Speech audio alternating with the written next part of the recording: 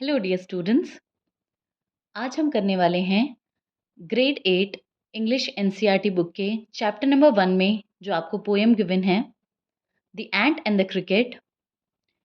इसका आज हम कंप्लीट एक्सप्लेनेशन हिंदी में समझेंगे और बिल्कुल लाइन बाय लाइन हम उस पोएम को साथ में रीड करेंगे और उसके मीनिंग को जानने की कोशिश करेंगे। तो प्यारे बच्चों, ये एक फेबल है जो अभी हम पढ़ के जानेंगे फेबल क्या होता है, और उसमें हम उसके एक मॉरल को भी समझेंगे कि ये पोएम हमें एक्चुअली रियल लाइफ में, अपनी जो डे टू डे लाइफ है उसमें वो हमें क्या सिखाने की कोशिश कर रही है। So let's get started. सबसे पहले हम बिफोर यू रीड सेक्शन को पढ़ेंगे, जिसमें हमें पता चलेगा कि किस तरह से ये इन्फॉर्मेशन जो पढ़ने से पहले हमें दी गई है वो जो पोएम गिवन है उससे किस तरह कनेक्टेड है। A fable is a story often with animals as characters that conveys a moral। अब फेबल क्या होती है? एक स्टोरी होती है जिसके अंदर मोस्टली क्या होता है, एनिमल्स को कैरेक्टर बनाया जाता है, जैसे कि कोई जानवर होते हैं उसके मेन कैरेक्टर्स वो होते हैं। दैट कन्वेज अ मॉरल, है ना कोई मॉरल लेसन देते हैं, कोई ना कोई अच्छी सीख सिखाते हैं हमें अपनी लाइफ को जीने के लिए और उसे बेहतर बनाने के लिए हमें कुछ सिखाते हैं। This poem about an ant and a cricket contains an idea of far reaching significance, which is as true of a four-legged cricket as of a two-legged one. Surely you have seen a cricket that has two legs। तो ये बता रहे हैं कि ये poem है एंट के बारे में और एक क्रिकेट के बारे में, चींटी और एक टिड्डे के बारे में है। तो जो इसका आइडिया है, इसके सिग्निफिकेंस, इसकी इम्पोर्टेंस जो है वो बहुत ज़्यादा है, जो कि 4 लेग वाले क्रिकेट के लिए भी ट्रू है।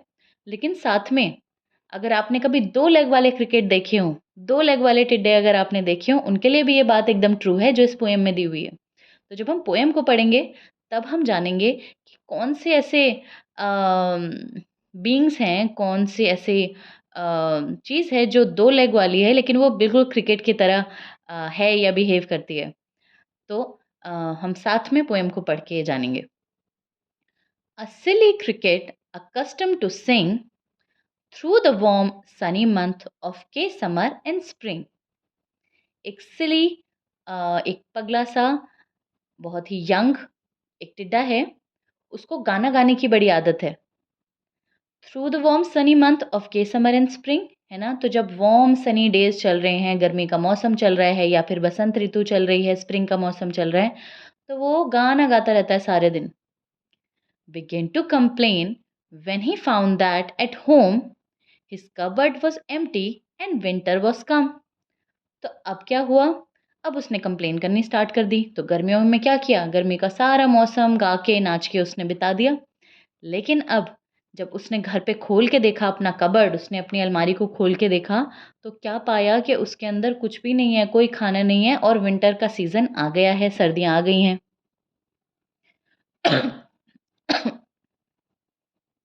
Not a crumb to be found, not a crumb to be found on the snow covered ground, not a flower could he see, not a leaf on a tree।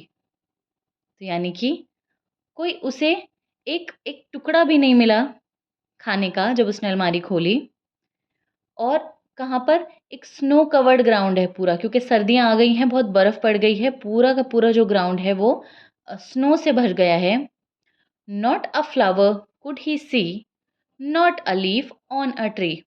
ना उसे एक भी कहीं फूल नज़र आ रहा है, ना उसे पेड़ पे एक भी पत्ता नज़र आ रहा है। Oh what will become says the cricket of me. ओ वो सोचता है अब मेरा क्या होगा। क्रिकेट ऐसा सोचता है, कहता है मेरा अब क्या होगा। At last by starvation and famine made bold, all dripping with wet and all trembling with cold। अब क्या है, क्योंकि इस मौसम में इतनी ज़्यादा बर्फ़ पड़ी हुई है, कहीं ग्राउंड पे कुछ अनाज, कोई फसल नहीं उगती है, जहाँ पे भी बर्फ़ पड़ने वाले जो एरियाज़ होते हैं, तो वो इतनी ठंड हो गई है, सब जगह बर्फ़ ही बर्फ़ है और सब जगह बहुत ही वेट हुआ हुआ है, एकदम सब एकदम गीला-गीला हर जगह पे, है ना? तो अब सब क्या है, ठंड से सब थरथरा रहे हैं। Away he set off to a miserly aunt to see if to keep him alive he would grant. तो अब वो एक बहुत ही कंजूस चींटी के पास जाता है और देखता है कि क्या वो उसको कुछ ना कुछ उसकी मदद कर सकता है। कैसी मदद? Him shelter from rain and a mouthful of grain he wished only to borrow he repay tomorrow. है ना? तो उसको एक तो बहुत बारिश हो रही है तो उसको एक शेल्टर चाहिए, सर छुपाने की जगह चाहिए। माउथ फुल ऑफ ग्रेन, थोड़ा-सा उसको ग्रेन चाहिए खाने के लिए, थोड़ा-सा खाना चाहिए। है ना? अब वो ये कह रहा है कि मुझे सिर्फ़ बोरो करना है, यानी कि मैं उधार माँग रहा हूँ। मैं ऐसा नहीं है कि मुझे बस फ्री में आप दे दो। है ना? और मैं जब सही मौसम होगा, जब मैं आपको लौटा पाऊँगा तो मैं लौटा दूँगा। तो मेरी सिर्फ़ विश है कि मुझे बोरो करना है और मैं वापस रीपे कर दूँगा, मैं वापस कर दूँगा। ऐसा नहीं है कि मुझे फ्री में चाहिए या मैं ऐसे ही लेके रख लूँगा। मैं वापस कर दूँगा जब हालात ठीक हो जाएँगे। If not he must die of starvation and sorrow. अगर नहीं दिया तो क्या होगा? एक तो भूख से मर जाएगा वो और वो दुख से भी मर जाएगा। तो उसको देना चाहिए, ये वो सोचता है। Says the ant to the cricket, I am your servant and friend. तो एंट क्या कहती है कि मैं तो आपकी गुलाम हूँ और आपकी दोस्त भी हूँ। है ना? एंट ऐसा क्रिकेट से कहते हैं। But we ants never borrow, we ants never lend. अब एंट ने क्या कहा कि देखो, लेकिन हमारा एक उसूल होता है कि ना हम किसी को उधार देते हैं, ना हम किसी से उधार लेते हैं। तो ये हमारा उसूल है। But tell me dear cricket, did you lay nothing by when the weather was warm? Quoth the cricket, not I.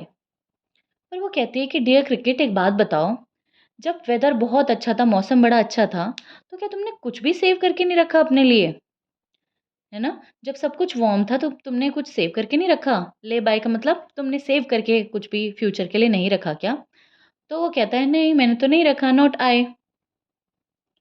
My heart was so light that I sang day and night for all nature looked gay, you sang sir, you say. तो कह रहा है, मेरा दिल इतना खुश था जब इतना अच्छा मौसम था, धूप निकल रही थी, तो मैं सारा दिन सारी रात मैं गाना ही गाता रहता था, क्योंकि सारा नेचर इतना खुश, इतना सुंदर दिखता था मुझे कि मैं गाना गाता रहता था, डांस करता रहता था, सारा दिन ऐसे निकलता था मेरा। तो कहती है, अच्छा, क्या तुमने गाना गा गा के पूरा गर्मी का मौसम निकाल दिया? हैरान हो जाती है चींटी। अब go then says the ant and dance the winter away. तो जाओ ऐसा करो, ये जो विंटर का मौसम भी है ये भी तुम नाच नाच के निकाल दो। अभी क्यों आए हो हमारे पास? तो चींटी उसको ऐसे बोलती है। Thus ending, he hastily lifted the wicket and out of the door turned the poor little cricket. तो अब क्या कहते हैं? जल्दी से वो उठता है और उसके घर के डोर से बाहर निकलता है। कह रहे हैं कि पुअर लिटिल क्रिकेट, बेचारा नन्हा सा क्रिकेट, वो जा रहा है वहां से। Folks call this a fable, I warrant it true. कहते हैं लोग क्या कहते हैं, ये एक फेबल है, ये एक मनगढ़ंत सी कहानी है। आई वारंट इट ट्रू, लेकिन मैं क्या कहता हूँ, मैं गारंटी देता हूँ कि भाई ये एकदम सच्ची कहानी है। Some crickets have 4 legs and some have 2। क्योंकि कुछ कुछ क्रिकेट्स के, कुछ टिड्डों के 4 legs होते हैं, लेकिन ऐसा भी तो है कुछ टिड्डों के 2 legs होते हैं। तो अब हमसे ये जो एंड में इतनी अच्छी बात एक लाइन में कही गई है, ये क्या कहना चाहती है हमसे कि कुछ टिड्डों के 4 लेग होते हैं, कुछ 2 लेग होते हैं। क्या पता आप सोचने लगे, अच्छा 2 लेग के भी टिड्डे होते होंगे, कहीं हमने नहीं देखे होंगे। बट एक्चुअली ये कहना चाहते हैं इंसानों के बारे में कि देखिए, कुछ इंसान भी बहुत लेज़ी होते हैं, है ना? या फिर उन्हें इस बात का अंदाज़ा नहीं होता, वो सोचते नहीं हैं, वो ध्यान नहीं देते कि किस वक़्त पर किस काम को करना ज़रूरी है। It's good to entertain yourself, it's good to entertain others also, है ना? And it's good to have fun also. तो सब कुछ करना ज़रूरी है, फ़न करना ज़रूरी है, एंटरटेनमेंट ज़रूरी है, लेकिन एट द सेम टाइम आपको मेहनत करनी ज़रूरी है और वो भी मेहनत आपको सही वक़्त पर करनी ज़रूरी है। तो जब अब वो क्रिकेट चाहे भी तो अनाज इकट्ठा नहीं कर सकता अपने लिए, क्योंकि अनाज है ही नहीं, ना? तो सही टाइम पर सही काम को करना कितना ज़रूरी है, ये हमें इस कहानी के ज़रिए बताया गया है। तो कितनी खूबसूरती से ये बात कही गई है कि कुछ क्रिकेट्स के 4 लेग्स होते हैं, लेकिन कुछ क्रिकेट्स के 2 लेग्स भी तो होते हैं। यानी कि अम, 4 लेग वाला हमने टिड्डे की तो कहानी पढ़ ली, लेकिन कुछ इंसान भी तो ऐसे ही होते हैं जो बुरे वक़्त के लिए या तो कुछ सेव करके नहीं रखते या सही टाइम पर सही काम नहीं करते, है ना? तो हमें इस पोएम के ज़रिए एक मॉरल देने की कोशिश की गई है, जैसे कि हर फेबल में होता है कि उसमें एनिमल्स कैरेक्टर्स के ज़रिए दिखाए जाते हैं। लेकिन साथ ही में वो हमें कोई ना कोई एक मैसेज देती है, जिससे कोई मॉरल लेसन देती है, जिससे हमारी लाइफ जो है उसकी क्वालिटी बेटर हो सके, या हम डिसीजन मेकिंग में बेटर हो सकें, या हम अपने बिहेवियर्स में बेटर हो सकें, या अपनी हैबिट्स में बेटर हो सकें। तो इन सब चीज़ों के लिए जो है वो फेबल्स बनाई जाती हैं, बहुत पुरानी-पुरानी होती हैं फेबल्स, जो अ, बहुत सारी लैंग्वेजेज़ में डिफरेंटली ट्रांसलेट होती हैं और पास ऑन होती रहती हैं। So, I hope you understood this poem really well, and at the same time, you're not one of those two-legged crickets. है ना? तो मैं उम्मीद करती हूँ कि हम सब कम से कम उन 2 लेग वाले क्रिकेट्स में से नहीं हैं। We are going to study this poem at the right time, है ना? तो हम इस पोएम को की वीडियो को देख सकते हैं, हम इसे समझ सकते हैं और अपनी लाइफ में इससे हमें जो सीख मिली उसको हम इम्प्लीमेंट भी कर सकते हैं। So thank you so much everyone for watching. I hope you found this video helpful. I'll see you in the next class with a new story or a new poem. So stay tuned. And if you have not already subscribed to the channel, please do so. Bell icon को आप press करें so that आपको already वो video पहुंच जाए जो कि आपकी बुक से है, जो कि आपकी लर्निंग जर्नी में मदद करेगी। If you like the video please hit a like and leave in comment section how did you find this video. और कमेंट सेक्शन में अगर आपके कोई सजेशंस भी हैं, they are most more than welcome. So thank you so much again everyone for watching. I will see you in the next class.